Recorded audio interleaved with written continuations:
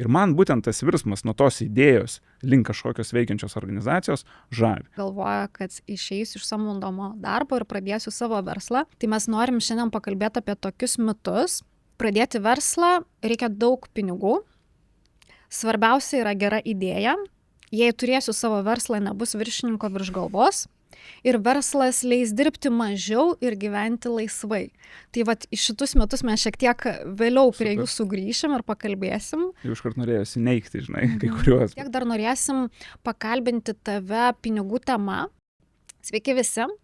Tai šiandien mes kalbame su Martynu Kanzeriu, investuotoju, verslų vystytojų, daugiau nei 20 metų kuriančių ir plėtojančių įmonės tiek Lietuvoje, tiek kitose Europos valstybėse. Martynas yra vienas iš Verslo angelų asociacijos steigėjų, valdybos narys, aktyvus verslumo skatinimo šalininkas ir mentorius. Atrodo tiek daug, bet gal kažko dar nepaminėjau. Tai pirmas dalykas tai sveikos, faina pasimatyti, ačiū, kad pakvietėt. Yra dar iš tikrųjų tų kepurių pakankamai daug, aš esu įsitraukęs ir į socialinę veiklą. Vieną paminėjai, tai yra Lietuvos Verslo angelų asociacija, bet aš pakankamai dalyvauju aktyviai ir Junior Achievement organizacijai. Tai Junior Achievement organizacija, mes mokom vaikus finansinio raštingumo, antreprenerystės kompetencijų ir pasiruošimo karjerai nuo 1 iki 12 klasės. Tai aš esu irgi vienas iš valdybos narių, čia Junior Achievement Lietuvos, tai bendro lavinimo mokyklose, reiškia, irgi. Bet visos tos veiklos tai susijusios su vienu mano aistra, tai yra antreprenerystės aistra. Aš kažkaip labai jaučiu tą didelę aistrą, kaip mes idėjas paverčiam realybę. Pavyzdžiui, mes dabar galėtume sėdėti, galvoti apie kažkokią idėją, sugalvoti, nežinau, padaryti pagalvių fabriką. Ir tai atrodo idėja, kuri nėra apčiuopiama realiai, neapčiuopiama. Bet po kokių 5 metų pažiūrėtume per šitą langą ir matytume fabriką pastatytą pagalvių. Atvažiuoja automobiliai, krauna pagalvės, dirba pas mus 200-300 žmonių, mes jas parduodam visoje Europoje ir prisimintume, prieš 5 metus sėdėjom tam tikroje studijoje, sugalvom tam tikrą idėją ir tą idėją pavertėm realybę. Ir man būtent tas virsmas nuo tos idėjos link kažkokios veikiančios organizacijos žavi.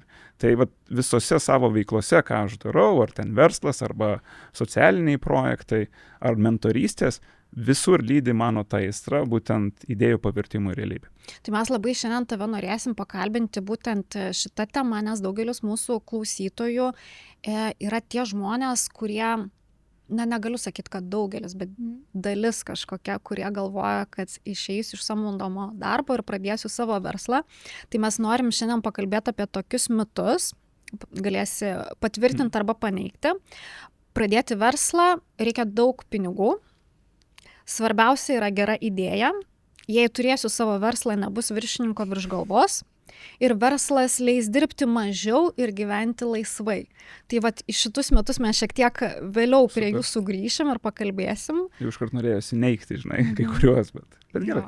Galėsim iš įvairių kampų paliesti. Ir šiek tiek dar norėsim apie tai, koks mąstymas galbūt reikalingas žmogui ar verslininkui, kad jis uždirbtų tiesiog daugiau, ar ne, kad padarytų tuos verslus, pasiektų apyvartas, pasikeltų atlyginimą ir panašiai, nes labai daug tokių stereotipų sklando apie pinigus, dar vis mes taip Lietuvoje nedrąsiai apie tai kalbam, kad tai yra tabu kažkokia tema, tai norėsis šiek tiek ir apie tai pakalbėti.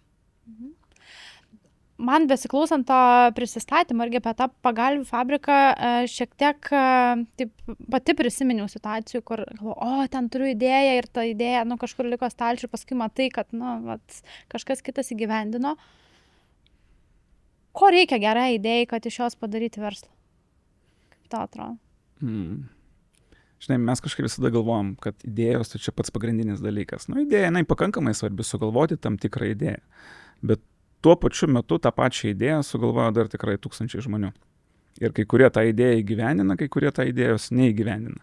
Tai pats pagrindinis aspektas tai yra įgyvendinimo, tai yra eiti ir daryti. Aš turiu, pavyzdžiui, daug bičiulių, su kuriais karts nuo karto susitinku, mes pakalbam ir jie visada man pasakoja tam tikras verslo idėjas. Ką jie darys, kaip pardavinės ir taip toliau. Ką aš jiems sakau, eikit ir darykit, darykit. Taip, tokius žingsnius padaryti. Susitinkam po metų, jie vėl apie patį kalbą ir tos idėjos nėra įgyvendintos. Tai kuo skiriasi žmogus tas, kuris sukuria verslą, arba tas, kuris entrepreneris, tai kad jis išdrįsta žengti tą pirmą žingsnį. O pirmas žingsnis yra pats sudėtingiausias. Nes ką tu darai, tu žengi nežinomybę. Tu nežinai, kas bus. Ypatingai, jeigu tu dirbi tam tikrą samdomą darbą, ne, tai dabar išeiti iš to samdomo darbo, žengti tą žingsnį, nes tu nežinai, kaip čia pasidėjo, aš gausiu čia atlyginimą, ar čia negausiu to atlyginimo, o gal aplamai čia aš neturėsiu ką valgyti ir taip toliau, labai sudėtinga. Bet kaip tu tą žingsnį žengi, tu jau save įmeti tam tikrą nežinomybę ir mes žmonės esam lankstus, mes vis tiek atrasim tam tikrą būdą, kaip toliau judėti. Tai va. O kas žmonės gąsdina labiausiai? Nu, va, tas nežinomybė ir toks labai platus spektras, kas ten tos yra dažniausios baimės? Aš tai manau, kad kiekvienam žmogui skirtingai, nes koks pagrindinis motivatorius yra. Tai kai kuriems gal žmonėms tas motivatorius yra statusas, pavyzdžiui. Aš tikrai susiduriu, kad yra ypatingai tie žmonės, kurie dirba didelėse įmonėse. Ir vis tiek dirbi didelė įmonė, turi tam tikrą statusą tarp savo bendraamžių, arba ne tik bendraamžių, giminiai, ten visi sako, jis yra departamento direktorius, jis yra ten direktorius. Tada tau tikriausiai ten yra nauja mašina, gal geras kabinetas, o dabar gal nėra tų kabinetų, gal gera darbo vieta, kokie mokymai. Tai yra tam tikri statuso dalykai. Išėjus kurti savo verslą, arba išėjus kurti savo startuolio, tų dalykų tiesiog nebėra. Ir tu nebegali kažkam tai pasakyti, kad tu tuos dalykus turi. Tai manau, tam tikrų žmonės iš tikrųjų stabdo tokie dalykai, tai yra, mes vadinam tokio auksinio narvelio, reiškia. Nu, tu dirbi to įmonėje, tai tu į to auksinį narvelį įdėtas esi, kas nėra blogai. Tai tu irgi gali gyventi, gali tobulėti, tu gali save auginti ir taip toliau, bet to atsisakyti labai labai sudėtinga. Aš labai pritariu tavo šitai minčiai, tik tai man, pavyzdžiui, asmeniškai buvo iš kitos pusės šiek tiek, kai aš uždarinėjau savo verslus, tai man buvo tas toks, nu tai gerai, aš uždarysiu, nebeturėsiu verslo, tai kas aš tada būsiu, aš neteksiu to statuso. Ir labai reikėjo su savo ego pakalbėti, kad nu vėl tu viską pradedi nuo nulio ir tau reikės vėl viską statytis iš pradžių. Taip. Tai tau tada vadinasi, tas statusas yra svarbus, ne? Ir tada jau išėjus į startuolį, tu susikuri tam tikrą statusą. Ir tada kitas dalykas yra, tada žmonės bijo, kaip čia, feilinti, ne? Nu, jie bijo pakeisti galbūt kryptį, galbūt pasakyti, man šitas nepasisekė. Nes jeigu aš jau išdrįsau išeiti iš darbo, ne, sukurti savo verslą, savo startuolį ir tada matau, kad jis nelabai sekasi, o ant to startuolio jau pradėjau kurti savo statuso tam tikrą istoriją, tai ką dabar visiems sakysiu, kad man nepavyko ir tada aš nubrauksiu, ne? Tai čia va tas dalykas, kad tu turi būti labai labai lankstus ir nebijoti pereidinėti į kitas stadijas. Tai labai geras pavyzdys iš tikrųjų. Pridurčiau tą, kas žmogui yra svarbiau, ar statusas, ar kažkokia prasmė darbe, ar ten verslo idėja, ar ko jisai siekia. Tai va šitas turbūt. Nu jo, bet matai, statusas yra tik viena iš motivatorių. Nu, kitam žmogui tas statusas nieko nereiškia, ne? Kitam žmogui gal reiškia labai daug bendrystės su bendradarbiais. Jam labai svarbu bendrauti, jam labai svarbu ten kažkur važiuoti kartu, turėti žmonių aplinkui. Startuolė, nu, pačioj pradžioje, nu, nėra tiek daug tų žmonių, nu, maksimum tu turėsi ten 3-5, po to ateityje gal turėsi daugiau. Tai jeigu žmogui labai svarbu bendrystė arba svarbu komanda, tai kartais irgi sunku palikti darbą. Kaip tada žmogui pasimatuoti, kad, nu, va, aš turiu idėją ir kad ją verta bandyti įgyvendinti ir kad, nu, va, nuo ko pradėti? Kaip savo atsakyti, kad, nu, va, čia yra jau tas, ką galiu daryti ir esu pasiruošęs. Kadangi kažkaip mane vis žmonės susiranda, kad aš būčiau mentorius jų idėjoms arba startuolių kūrimui, labai dažnai ateina žmonės, kurie dirba organizacijose arba mokosi kažkur tai ir nori su manim pakalbėti, o tai kokius pagrindinius po to žingsnius reikia daryti. Tai mano pirma sesija būna apie tai, kad aš bandau atkalbėti juos nuo to verslo darimo. Nes, o tai kam, aš klausiu, kam jums reikia to verslo? Kam? Nu, kodėl jūs norite, ne? Ir tada jie pasimeta, ne, nu, bet čia visi daro, čia man reikia kažkaip irgi daryti, bet sakau, bet palaukit, bet o kam? Tu nori pinigų uždirbti, ne? Nu gerai, noriu pinigų. Kiek noriu pinigų uždirbti, ne? Ir mes tada einam į tas detalės, ne? Kitas dalykas sako, nu tai čia aš įkursiu verslą, padirbsiu ten 3 mėnesius ir tada važiuosiu po palmę, sėdėsiu ir nieko nedarysiu. Dar pasamdysiu vadovą, kuris viską darys. Kas irgi yra netiesa. Tada aš pradedu pasakoti, kas yra verslo kūrimas. Kad iš tikrųjų tai yra sudėtingesnis kartais darbas negu dirbti samdomą darbą, ne? Kad nesvarbu, kad tu ten turi viršininką, galbūt nekenčiu to viršininko ar vadovo, ne? Gal bendradarbiai jau užkniso ir taip toliau, bet kurti verslą, tai tu visada esi įtampoje, tu visada galvoji, kaip parduoti, kaip sukurti produktą, kaip patenkinti klientų poreikius ir tau visada trūksta resursų, tiek žmogiškųjų, tiek finansinių, ir dar galvojais ten statuso neturi ir taip toliau. Tai norint pasiryžti iš tikrųjų tą žingsnį žengti, tai tu turi turėti labai aišku motivatorių, dėl ko tu darai. Bet tai gali būti pinigai. Noriu uždirbti daug pinigų, viskas tvarkoja. Tada eisim ir kalbam, o kokia ta idėja, ar ta idėja gali uždirbti tiek pinigų, kiek tu įsivaizduoji, ne? Arba, sako žmogus, kartais būna tokie, sako, žinai, vat, aš matau problemą ir aš negaliu jos neišspręsti, ne?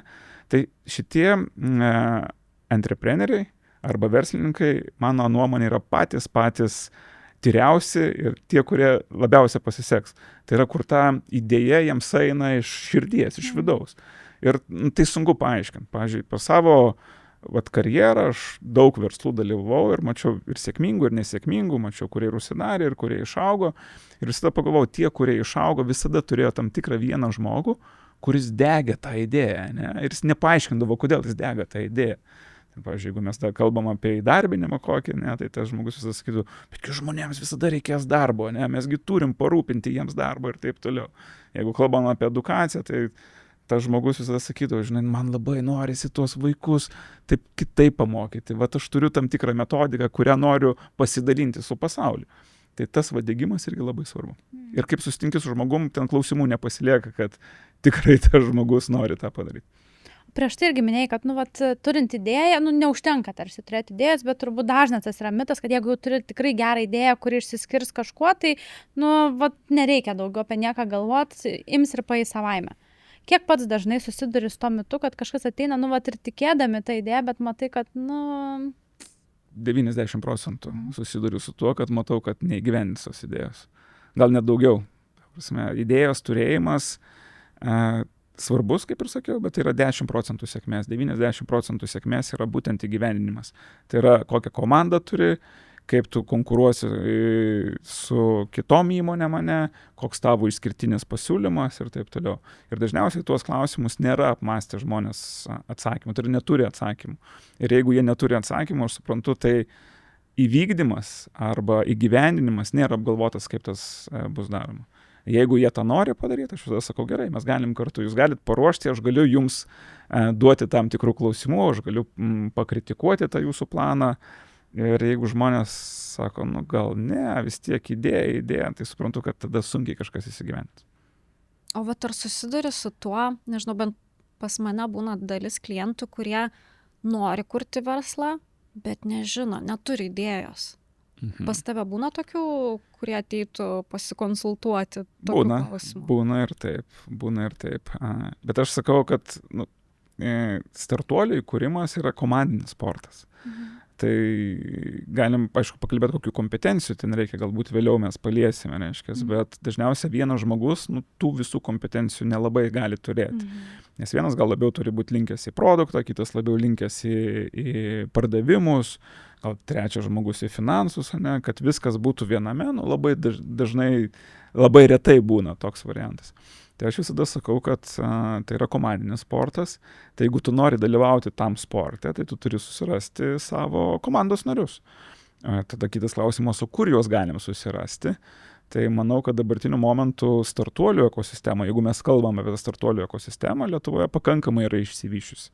Tai yra pakankamai vyksta daug renginių, į kuriuos tu gali nueiti ir tose renginiuose pabandyti surasti tam tikrų savo komandos narių, vien tik tai papladinamas tam tikrą žinutę, kad žiūrėkit, aš turiu tam tikras kompetencijas, noriu tam tikroje srityje dirbti, galbūt pasiūlysit man kažkokių tai dalykų, kur aš čia galėčiau dalyvauti. Kitas dalykas yra tie hekatonai, kurie vyksta, nežinau, kad žinot, hekatonas, tai yra ten nuo 1 iki 3 dienų renginys, kur susirenka žmonės, sueina į komandas, gauna tam tikrą iššūkį ir tą iššūkį sprendžia. Arba turi tam jau kažkokią problemą ir tada sprendžia kuria tam tikrą produktą arba paslaugą. Tai tokias hekatonuose iš tikrųjų būtų galima irgi surasti komandos narius. tai pasiūlyčiau ieškoti. Šiaip tikrai O labai gerai. šiaip jeigu pasakai, aš visada sakau, reikia intenciją paskleisti į visatą, ne? Jeigu tu visatai pasakai, aš noriu komandos narių, kažkaip atsiras tie komandos nariai. Tai aš gal dar norėčiau pargrįžti prie temos, kas visgi yra startuolis, nes šiai dienai tai atrodo, bet koks naujas verslas jau yra startuolis. Šiaip labai gera tema, labai gera tema ir manau, kad čia verta net gilesnio panagrinėjimo, nes labai daug žmonių, iš tikrųjų, vat, kaip ir tu sakai, pasiklysto, tai kas šitas startuolis, tai čia dabar visi verslai yra startuoliai. Paskui jau kalbam apie vienaragius, nes vienaragius ir visi vienaragius, nes tu skaitai, čia matai, kaip žmonės ten turtingi pasidarė, čia kažkoks milijardinis verslas, ne, ir taip toliau, tai aš irgi noriu toks būti, ne, o aš noriu gal bandelės kepti, ne, ir niekaip man neišeina to milijardinio verslo padaryti. Nors irgi galim iš bandelių padaryti, bet gal sudėtingiau. Tai iš tikrųjų yra tokie, aš kaip aiškinu, yra tokie dviejų tipų verslai. Tai vienas yra tokie tradiciniai verslai, kiti yra startuoliai. Tai ką mes matom žiniasklaidoje, tai mes dažniausiai matom startuolius, o tradiciniai verslai dažniausiai yra nustumiami į šoną. Nors tradicinių verslų yra apie 90%, jeigu pažiūrėsim ekonomikoje. Dabar kuo skiriasi tradicinis nuo startuolių? Tai tradicinis verslas yra toksai, kuris labiau orientuotas į visi verslai orientuoti į pelno generavimą, ne, bet tradicinis verslas jis arčiau mato pelną, tai jis jau galvoja, kaip po metų, po 2, po 3 metų jis sugeneruos savo, reiškia, pelną. Dažniausiai nėra jisai eksponentinio augimo, ne, tai dažniausiai gali būti spa salonas, tai gali būti bandelių kepykla mano minėta, tai gali būti galbūt šokių studija, ne, galbūt tam tikra parduotuvė, ne, kur tu pardavinėsi ir panašiai. Tai yra kur... Gal net gamykla kažkokia. Gamykla irgi, gamykla. Gali būti net nekilnojamo turto agentūra arba nekilnojamo turto statytojas įmonė. Tai yra tradiciniai verslai, kur tu pasisamdai žmonių arba pritrauki žmonių, ne, tada parduodi tam tikras paslaugas ir už tas paslaugas gauni pinigų. Ir tų pinigų yra daugiau, negu tu sumoki, reiškia, turi kaštų ir tada turi tam tikrą pelną. Ir po to taip po trupučiuką augi. Tai tokių verslų yra apie 90%. 10%, gal net mažiau, yra startuoliai. Tai yra eksponentinio augimo, kur ten kas mėnesį, kas 2 kartus auga startuolis. Tai dažniausiai yra technologinio pobūdžio verslai, nes sunku ten kokią kirpyklą labai staigiai augti. Galbūt ateityje tu gali išaugti, bet ten per metus, per 2, per 3 tokio augimo pasiekti pakankamai sudėtinga. Nebent kažkokia gal inovacija. Galbūt inovacija galėtum, bet labai retai būna. Aš nesakau, kad visi tradiciniai jau turi būti tradiciniai, bet kartais iš tų tradicinių iššauna kažkas. Bet jeigu mes kalbam grynai apie startuolius, apie investuotojus, apie verslo angelus, apie taip, tai mes kalbam apie labai aukšto augimo verslus, kur yra neproporcionaliai didelis augimas palyginus su kaštų augimu. Tai jeigu aš sukūriau tam tikrą produktą, turiu tam tikrą žmonių kiekį ir pradėjau dirbti, pavyzdžiui, Lietuvoje, dabar dažniausiai Lietuvoje nelabai pradeda dirbti, kažkokia didesnėje šalyje pradeda dirbti, tai man eiti į kitą šalį, ten Vokietiją arba Prancūziją, man kaštų prasme nėra tiek daug, kad aš su potencialu kokias pajamas galėčiau gauti. Tai tradiciniai yra tie, kurie taip labiau linijiškai auga, o tie startuoliai tai yra tokia eksponentinio augimo ir dažniausiai jie orientuoti į vertės augimą. Tai, pavyzdžiui, koks Amazonas ten 20 metų neturėjo jokio pelno, nors jo vertė augo iš principo. Tas pats Vintedas. Vintedas irgi. Dabar jis, aišku, gerai ir generuoja pelną, bet jeigu mes pasižiūrėtume, jis kokių 12, gal net daugiau metų, jis jokio pelno neturėjo ir negeneravo, dėl to, kad visos pajamos buvo skiriamos į plėtrą. Ir esmė buvo, kad jeigu tu nori tapti lyderiu, tai tu turi užimti kuo daugiau rinkos. Ir tame tikriausiai startuolių pasaulyje tas ir yra, kad tu bandai kuo daugiau tos rinkos užimti, nes tai yra dažniausiai inovatyvi rinka, tu nori į tą rinką įeiti, dėl to tau reikia investuotojų pinigų, dėl to tau reikia išorinio kapitalo. Tai va čia labai svarbu.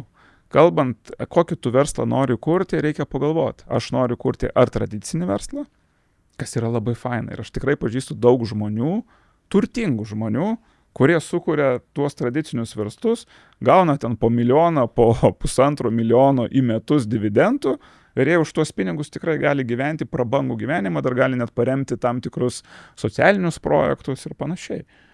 Ir yra startuoliai, kur tu ten rizikuoji, stačia galva, eini ir panašiai, ir ten sukuri milijardinės kompanijas. bet Kiek iš jų nesukuria? 98% nesukuria, ne. Bet tai reikia suprasti, kad tu žaidi tą žaidimą. Ir kad tu iš tikrųjų rizikuoji, tu eini ir aš žaidžiu visai kitokį komandinį žaidimą, negu kurdamas tradicinius verslus, nors tai yra ir daug kur ir panašumų. Valdymo prasme, galbūt klientų aptarnavimo prasme ir taip toliau. Kokių kompetencijų arba asmenybinių kažkokių savybių reikia žmogui, kuris nori pereiti iš to samdomo darbo į savo verslo kūrimą? Kompetencijų, kokių reikėtų, ne?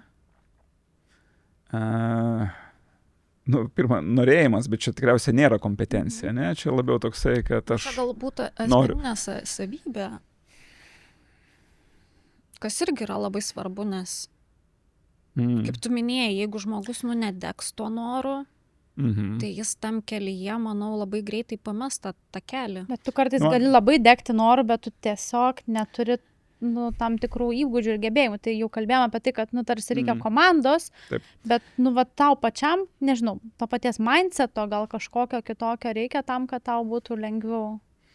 Žiūrėkit, aš nesakau, kad tose įmonėse dirba tokie žmonės, ne, nes įvairių žmonių yra, bet man tokių dviejų tipų žmonės yra. Tai pateiksiu pavyzdį. Žmogus sėdi, reiškia, prie darbo vietoje, ne, ir yra langas šalia, ne, ir pro tą langą pučia vėjas, ne. Tai vienas žmogus sėdės ir sakys, vadovai, nepasirūpino mumis, ne, pučia, aš dabar persišildysiu, negalėsiu dirbti ir taip toliau. Siaubas koksai, ne, vienas tipas. Kitas sėdi, sako, pučia, reiškia, tai aš nueisiu čia, nusipirksiu gal senukose tam tikrą izoliaciją, užklijuosiu, paimsiu sąskaitą, faktūrą, žinau, kad buhalterija trupučiuką ten pazirs ir taip toliau, bet aš tą sąskaitą vis tiek duosiu, nes man reikia langą užklijuoti, kad man nepūstų, o po to dar paprašysiu, kad jau normaliai kažkas susitvarkytų. Tai vienas, reiškia, sėdi ir neprisiema atsakomybės, kad jam yra blogai ir tada bando kaltinti kažką kitą, ne? O kitas prisiema atsakomybę ir daro tam tikrus veiksmus. Tai mano nuomonė, tas kompetencija arba tas galėjimas, kodėl kai kurie sukuria, būtent dėl to, kad aš atsistoju ir nelaukiu jokio kito leidimo, kad man kažką leistų daryti, o pats darau. O entrepreneurystėje nieks tau neduos jokių, arba kuriant verslą, nieks tau neduos jokių nurodymų, nes tu viską esi pats atsakingas už save, ne? Nieks tau nepasakys, kaip reikia daryti. Gal ChatGPT dabar pasakys, bet ir to gali biški nusifantazuoti arba haliucinacijom pagyventi. Tai tas prisimimas tikriausiai atsakomybės už savo buvimą ir norėjimas kažką pakeisti. Ir turbūt matymas daugiau galimybių, negu kad kažkokių kliūčių savo kelyje. Taip, kas be tai. Bet tokie žmonės, kurie, ką aš paminėjau antro tipo, jeigu dirba įmonėse, tai jie fantastiniai. Aš visada sakau, kaip faina, kad tokie žmonės ateina ir jie nekuria savo verslų, ne? Jeigu dirba mano įmonėse, ne? Ir tada galvoju, kaip tu žmonės išsaugot, kaip suteikti tam tikrą jausmą tą patį, ką jie galėtų patirti ir versle. Tai suteikti laisvės, ne? Suteikti, kad jie galėtų savo projektus tam tikrus daryti, ne? Kad jie galėtų su tais įmonės resursais, nežinau, naujus produktus sukurti, naujas rinkas paimti ir taip toliau. Tai šitoj vietoj, ne viskas yra verslas, ne? Tai aš manau, net pačioj tam samdomam darbe, jeigu tu esi geroj vietoj ir geroj įmonėje, tu tikrai gali save realizuoti. Ento fedei, taigi nėra vien tik tai apie, nežinau, buvimą akcininku, ne? Ir ne visiems tas patinka būti akcininku arba ten kažkokiu vadovu, prezidentu ir taip toliau. Aš galvoju, kad dirbant didelėje įmonėje, kaip tik tu daugiau resursų turi ir daugiau galimybių padaryti kartais įtaką į tam tikrus procesus. Aš taip pastebiu, kad žmonės, svarstydami iš samdomo darbo pereiti į verslą, jie labai nori tos laisvės, bet daugelis žmonių nesuvokia, kad gal nebus viršininko virš galvos, bet tavo viršininkas bus tavo klientai. Taip. Ir tu dirbsi jau ne nuo 8 iki 6, o tu dirbsi, nežinau, nuo kada atsikeli iki kada eini miegoti, ir tu dirbsi 7 dienas per savaitę, o ne nuo pirmadienio iki penktadienio. Tai daug tokių dalykų jie nepasveria. Nepasveria, taip. Ir gyvena dėl to, kad tam tikroji iliuzija, kad jau verslas kažką padarys. Toks šventasis gralis išeina, ne? Aš ieškau, kad kažką surasti, ne? Ir panašiai. Čia kaip žinot, balsuoja tam tikri rinkėjai už tam tikras partijas, galvodami, kad kažkas pasikeis, ne, nors jie patys turėtų kažką keisti. Tai čia gal irgi tas pats, žinai, kad aš galvoju, nu, va, čia jau šitą padarysiu, tai mano gyvenimas išsispręs ne tik darbinėje srityje, bet tikriausiai išsispręs ir šeimininėje srityje. Bet tą, ką mes matom iš spaudos, nu, kad Lietuvoje tikrai daug tų sėkmingų verslų, labai daug tų vienaragių. Ar pas mus tokia rinka, ar žmonės, kame tas sėkmės modelis Lietuvoje, ar čia tik tai tokia iliuzija? Nu, aš manau, kad pirmas dalykas, tai mes tikrai matom tik tai sėkmės, nematom gal nesėkmių, o tų nesėkmių tikrai yra. Ką mes ekosistemoje dabar bandom daryti ir gal aš specialiai irgi kartais bandau, kad pasakyti, kad tikrai yra tam tikrų nesėkmių ir nesėkmės irgi reikia, kaip čia pasakyti, ne taip, kad džiaugtis, bet iš jų platinti ir pasimokyti, nes, nu, ypatingai versle, tai tu niekada nežinai, tu prisiemi tam tikrą riziką ir ta rizika gali nepasiteisinti ir tavo verslas gali tiesiog, nu, nepavykti. Tai yra tam tikri dabar, nu, ekosistemoje renginiai, ten, kur žmonės atsistoja ir pasako savo nesėkmės. Tai gal nėra to žiniasklaido labai daug, bet tikrai tokių yra. Gal galėtum duoti porą kažkokių pavyzdžių, iš ko būtų galima pasimokyti? Nu, aš tai kažkaip nelabai noriu dėl tų, kurie čia sakė, reiškia, kad aš gal per save, aš tai pasuskaičiavau, kad per savo, nu, pirmas mano verslas, kurį mes įkūrėm su draugais, yra biuro, tai yra didžiausia personalo valdymo įmonė dabar Baltijos šalyse. Ir, pavyzdžiui, vienas iš tokių gal spin-offų yra Workis Online, čia labiau jaunesni žmonės jį žino, kur gali labai trumpalaikius darbus susirasti ir padirbti kažkur. Tai mes įkūrėm 2004 metais, tai čia jau daugiau negu 20 metų. Ir per tą laikotarpį, kadangi ta įmonė pakankamai kaip ir sėkminga buvo, tai aš dalyvau įvairiose projektuose. Tai suskaičiavau, gal 16 įvairiausių buvo. Ir investuotojas, toksai jau stambesnis, ir ar pats dalyvau kaip toks co-founderis. Tai iš tų 16 3 yra sėkmingi, o kiti yra tokie, nu, pusiau nesėkmingi ir taip toliau. Tai kokios tikriausia pamokos, tai viena pamoka, kad apsižioti per daug, nu, prasme, ir svajoti, mano nuomonė, visada yra labai gerai, kaip svajoji, kad čia padarysi didelį viziją, nukonkuruosi ir taip toliau, bet iš kitos pusės, norint tą padaryti, aš jau pats sakiau, kad įgyvendinimas labai svarbu, tai yra suplanuoti labai aiškius žingsnius, ne? Ką rytoj darysi, ką po savaitės darysi, ką po mėnesio darysi, ne? Ir tada suprasi, kad kiekvienas tas mažas žingsnis priartina tave prie tos vizijos, kurią tu susikūrė, ne? O tam tikrose versluose aš manau, kad buvau aš nekantrus. Nekantrus, nes labai norėjau greitai čia ir dabar viską padaryti, ne?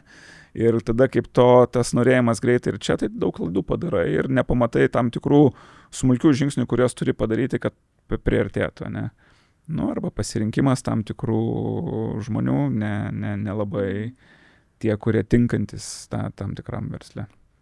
Trečias dalykas, mano dar buvo, kad nekreipimas dėmesio į klientą, ką jie labiausia nori iš tikrųjų. Taip apibendrinant reiškia. Jeigu. Aš vakar pražiūrėjau kelis podcastus su tavim ir viename tu paminėjai, kad vykdyme yra labai svarbu žmogiškieji ištekliai, pataisyk, jeigu klaidingai vardinsiu, socialinė aplinka. Aha. Ir finansai. Aha. Gal galėtum šiek tiek išsiplėsti ir papasakoti apie kiekvieną iš tų punktų ir pataisyti, jeigu kažką netai pasakiau. Tu plius minus gerai pasakėjai, aš visada sakau, nu, žmonės ateina, sako, norint kažką padaryti, reikia labai daug pinigų turėti, ne? Tai aš visada sakau, žiūrėkit, norint sukurti bet kokį verslą, tradicinį arba startuolį šitoje vietoje, reikia 3 kapitalų. Tai yra finansinio kapitalo, socialinio kapitalo ir žmogiškojo kapitalo. Tai finansinis kapitalas labai viskas aišku. Tu turi pinigų ir tada su tais pinigais perki resursus ir kuri tam tikrą verslą. Socialinis kapitalas tai yra kokius tu ryšius turi arba kokį pasitikėjimą turi tam tikroje ekosistemoje. Kiek žmonių pažįsti, kiek žmonių gali įtraukti pas save į viziją ir taip toliau. Ir trečias dalykas yra žmogiškasis kapitalas, tai tavo patirtis ir tavo gebėjimai tam tikrus dalykus daryti, ne? Tai vat šitie 3 kapitalai socialinis, finansinis, socialinis ir žmogiškasis, jų miksas ir padaro bet kokią idėją realybę, ne?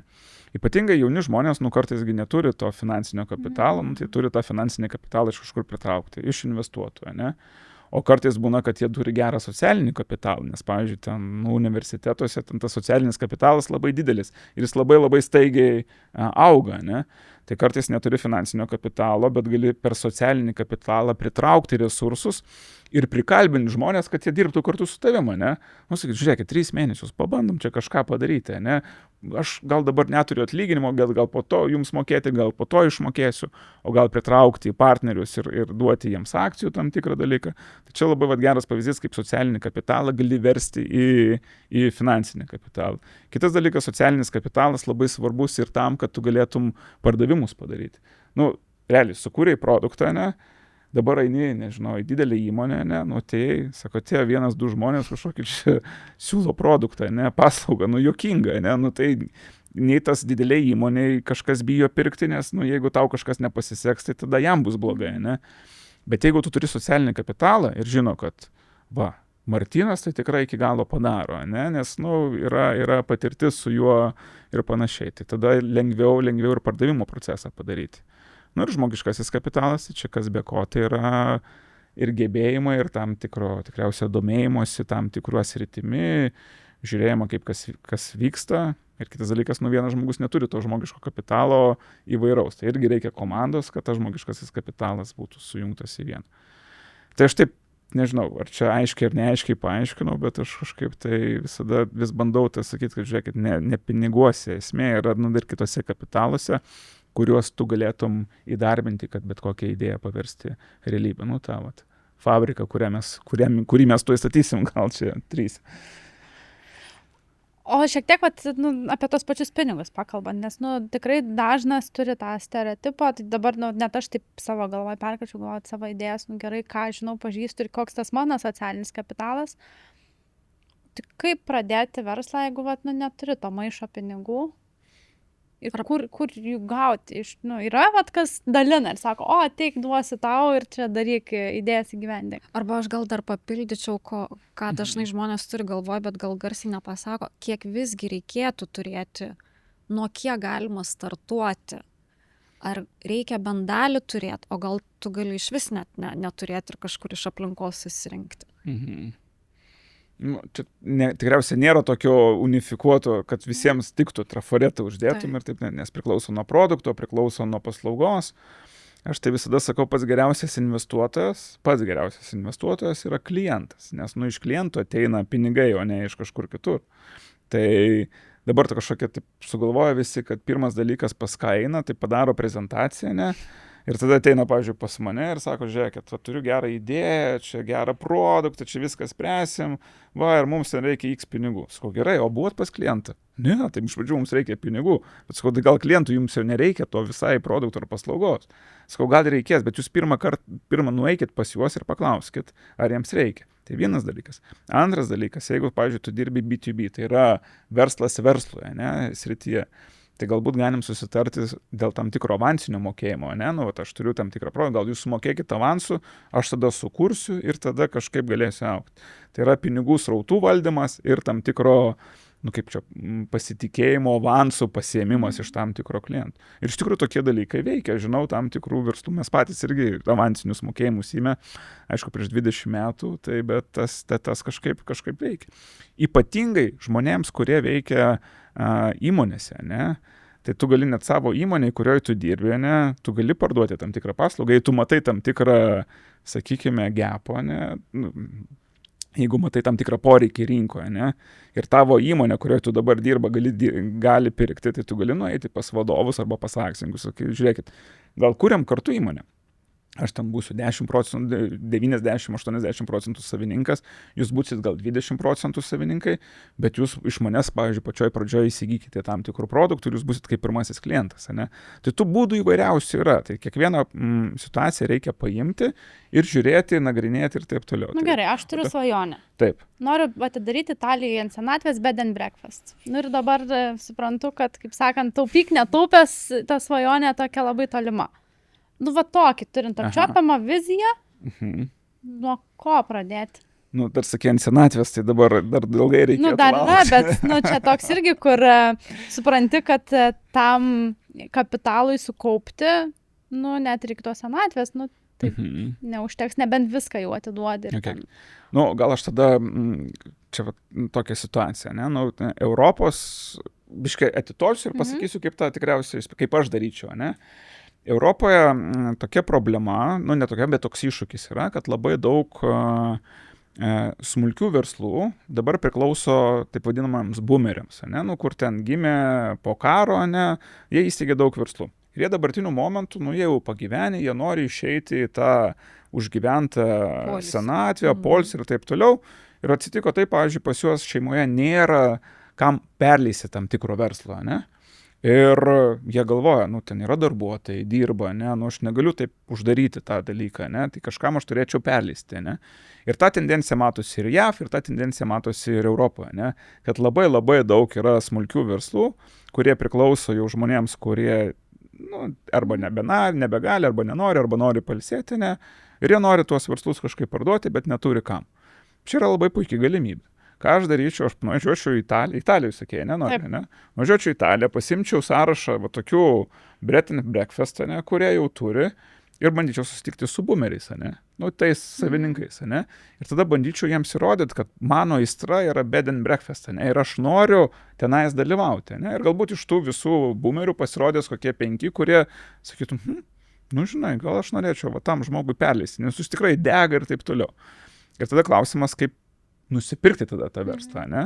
Tai tada gali paimti ir susidėlioti tam tikrą gal mokėjimo grafiką, kad ten susimoki avansą labai mažai, ne? O gal ir nieko nesusimoki ir po to iš pinigų srautų tu gali jiems išpirkti tą verslą. Volia, va, yra tokia situacija, žinai. Tai čia, kiekvienas verslas jis yra skirtingai ir skirtingas priėjimas tikriausiai prie to.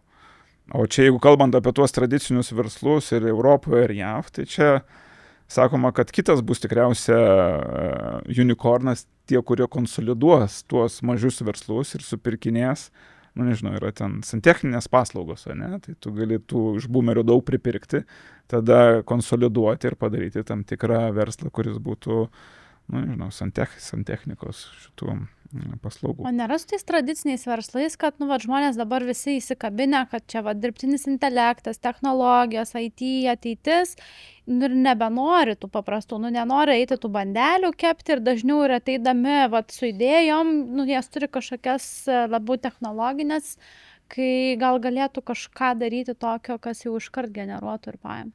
Tai čia ir galimybė, ir problema, ir iššūkis, ne? Tai galimybė tiems, kurie iš tikrųjų nori tuos daryti verslus, nes visas ten dauguma eina, bando kažką programuoti, technologijų ir taip toliau, tai pas tave konkurencija mažesnė. Eiti ir kurti, nežinau, asfaltą kloti, ne? Nu vis tiek kažkam reikės asfaltą kloti, ne? Kažkam žolę pjauti reikės, ne? Gal kažkam ženklus statyti reikės. Nu to reikės, niekur tu nepabėgsi, ne? Tai jeigu tu nori tam tradiciniam versle būti, ir tai yra labai labai gerai, aš dar kartą pasikartosiu. Ir kai kas dega, gal tas ženklas statydamas, jis ten, sakyčiau, mano svajonė, tą ženklą, kaip aš netradau. Ir tikrai reikia pabandyti, nes tikrai kai kuriems žmonėms gali tas patikti, ne? O tie, kurie technologinius kūrė, nu, tai reikia suprasti, kad ten konkurencija labai didelė ir tu nebūtinai gali tapti ten šitas sėkmingas, ne, nu, kurdamas tą technologinę. Bet jeigu jau technologijos yra tavo, tai kur? Tai čia aš manau, čia žiniasklaidos yra tikriausiai toks, kaip čia pasakyti, istorijų pasakojimo leitmotyvas, ne, kad jie labai aukština tuos vienaragius. Kažkada man prieš kokius 4 metus ar prieš 3 skambino žurnalistė, sako, žiūrėkit, Martynai, jūs investuojate startuolius, ar galėtumėt pasakyti, kas taps kitas vienaragis? Tai aš pirmas dalykas sakau, žiūrėkit, nu pirmas dalykas, jeigu aš žinočiau, tai tikriausiai investuočiau ir nu, negaliu aš pasakyti, galiu gal nuspėti, bet antras dalykas, kurią aš noriu ir vat, noriu visiems žurnalistams pasakyti, kuo mes turim džiaugtis, be abejo, vienaragiai yra tam tikras žaidimas, ne, nu ta prasme, o vienaragis išaugo ir taip toliau, bet ką mes turim celebratinti, ne, tai antreprenerystė. Tai yra žmogų, kuris išdrįso padaryti tam tikrą verslą. Ir nesvarbu, ar tai tradicinis verslas, ar tai startuolis, ar tai technologija ir taip toliau. Tai šitoje vietoje tai sukurti verslą milijono kainuoja tiek pat, kainuoja iš savęs, ką tu turi padaryti, kiek sukurti ir milijardą, reiškia. Bet esmė yra, nu, mes gyvenam dėl to, kad mes pajustume tam tikrą vidinę aistrą, o ne dėl to, kad turėtume tam tikrą popieriuką. Tai švenčiam ir džiaugiamės antreprenerių, tas, kuris, nežinau, ženklus stado ir tas, tikriausiai, kuris Vintedą padarė. Jie man lygiaverčiai. O kiek tau pačiam buvo metų, kai sukūrei pirmą verslą? 24. Taip, labai jaunas buvai pats. Aš galvojau, kad gal galėjau dar jaunesnį sukurti. Ir dabar, jeigu grįžtant, tai mes ir dėl to, kadangi aš jau kalbėjau apie Junior Achievement, tai šalia Junior Achievement mes įsteigėm tokį jaunoragių fondą. Jaunaragiai, kaip ir vienaragiai, bet jaunaragiai čia. Ir intencija irgi yra tokia, kad tai yra neliečiamo kapitalo fondas, į kurį,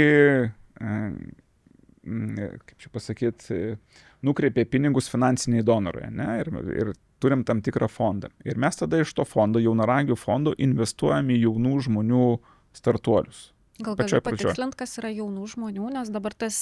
Iki 29 metų. Okay, mes taip apibrėžiam jauni žmonės. Ir kitas dalykas, ką mes dar aplinkui darom, tai sukuriam tam tikrų priemonių, kad jeigu turi tam tikrą verslo idėją, kad tu galėtum ateiti ir tą idėją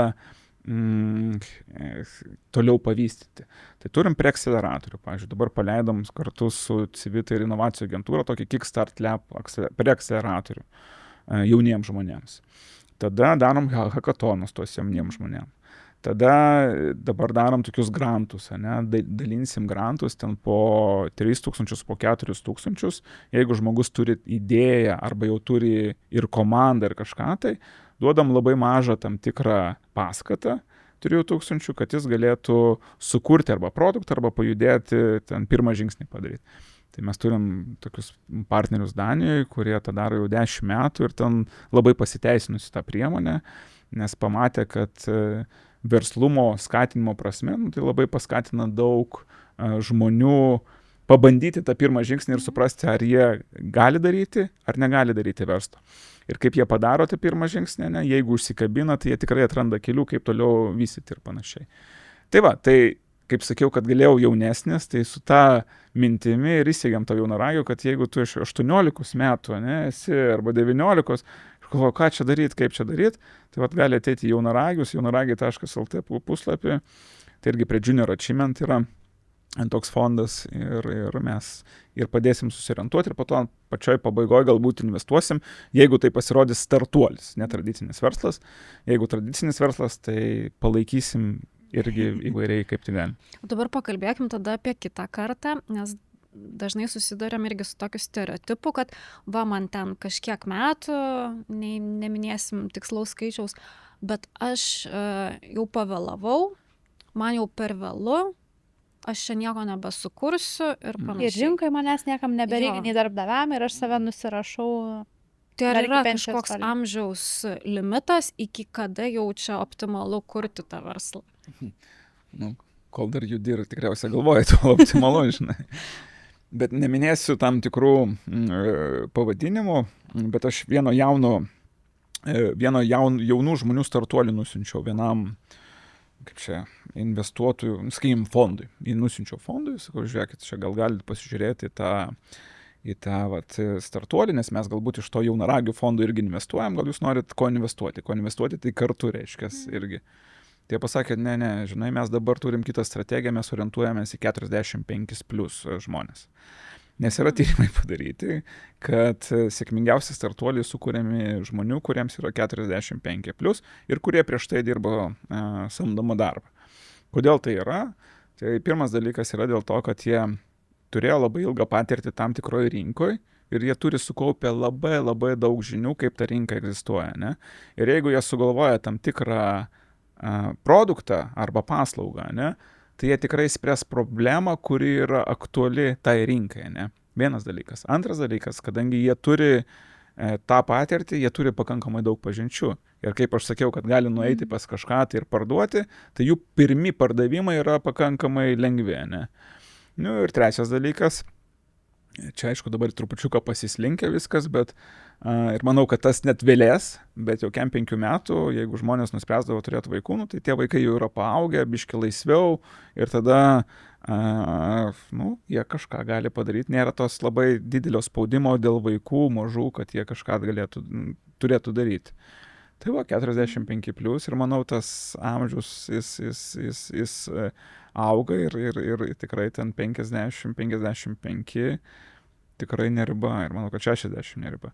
Jis reikia suprasti, kad startuoliui tai reikia patirties ir reikia pažinčių. Ja.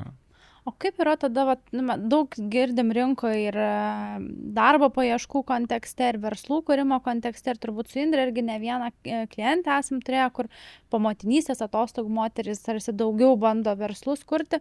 Ar skiriasi kažkaip atrinko irgi situacija, kai vyrai ir moteris eina kurti verslą?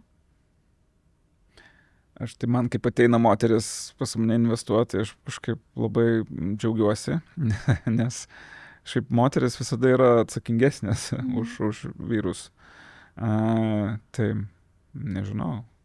Bet aktyviai moteris kuria verslus, ar dar taip yra tas toks stereotipas, kad visgi, verslas yra vyrų sritis ir moteris neina arba eina tik į tos tradicinius? Aš manau, priklausomai nuo srities. Iš tikrųjų, jeigu mes paimsim kokie tech, tai yra edukacinės technologijos, ten rasim daugiau gal moterų, ne? Jeigu eisim į, nežinau, statybinį sektorių, tai natūralu, gal ten daugiau vyrų rasim, ne? Tai manau, nuo sričių priklauso kur kas, bet tai irgi nėra tikriausiai kažkoks tai kažkokia tokia išvada, kurią galim daryti. Kitas dalykas, aš manau, kad lietuviai, jeigu mes palyginsim su kitom ekosistemom, kad ir startuolių ekosistemom, kad ir tradicinių, tai manau, kad lietuvių moteris, pas jos pakankamai veiklios tiek versle, tiek ir visur. Mūsų procentas moterų dalyvaujančių versle yra didelis, palyginus su Europos vidurkiu. Tai mes turim kažkaip tikriausiai didžiuoti savo moterimis, kad jos taip daro ir daro. Tai iš kitos pusės, žinai, gal jūs galit pateikti tam tikrų pavyzdžių, kur yra susidūrimas su tam tikro, kad yra sunku daryti ir taip toliau. Savo veikloje arba startuolių, kur mes ekosistemą, mes kaip tik net skatinam moteris, pavyzdžiui, Verslo angelų asociacijai, kur aš vienas iš įkūrėjų ir buvęs ilgametis valdybos narys esu. O Martynai, gali trumpai, tiem, kas gal nėra susidūrę, kas tie verslo angelai? Ok, labai gerai. Tai verslo angelai yra dažniausiai fiziniai asmenys, nedažniausiai, visada yra fiziniai asmenys.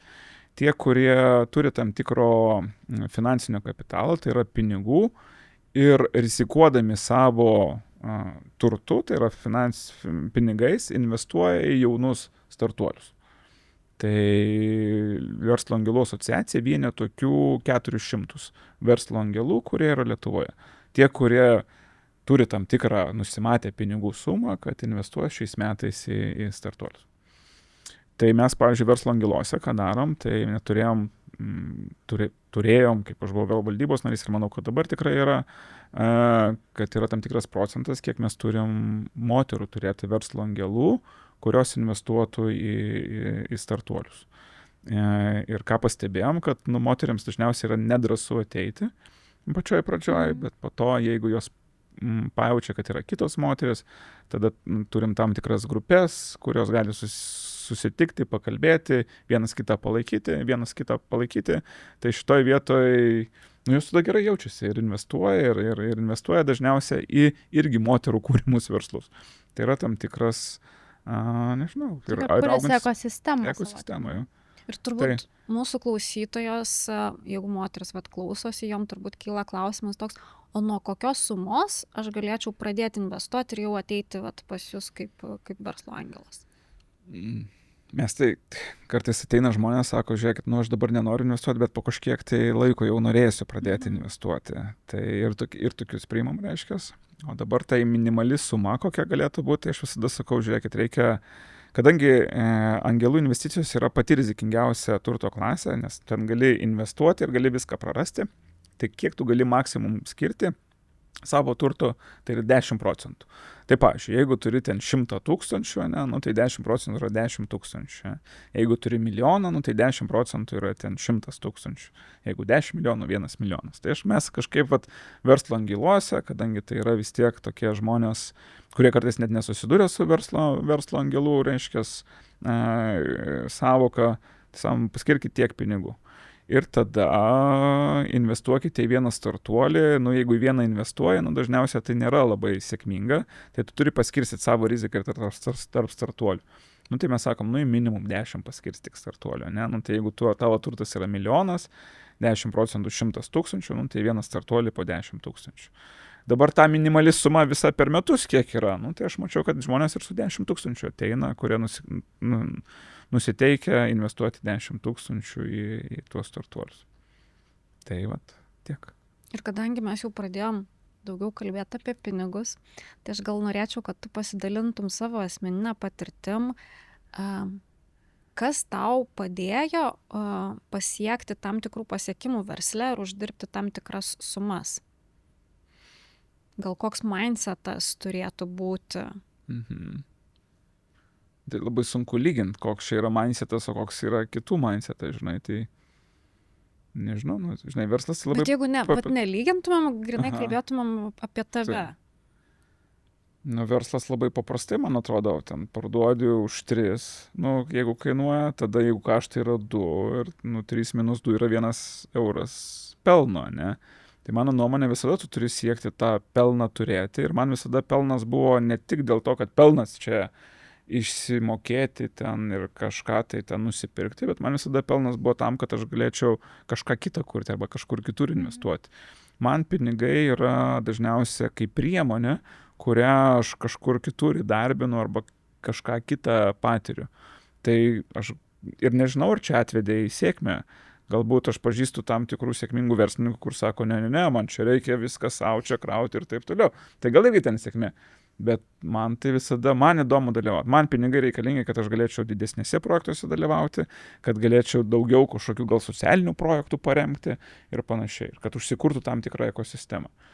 O, nežinau, aš visada buvau, manau, nuo vaikystės ugdomas, kad pinigai tai yra faina.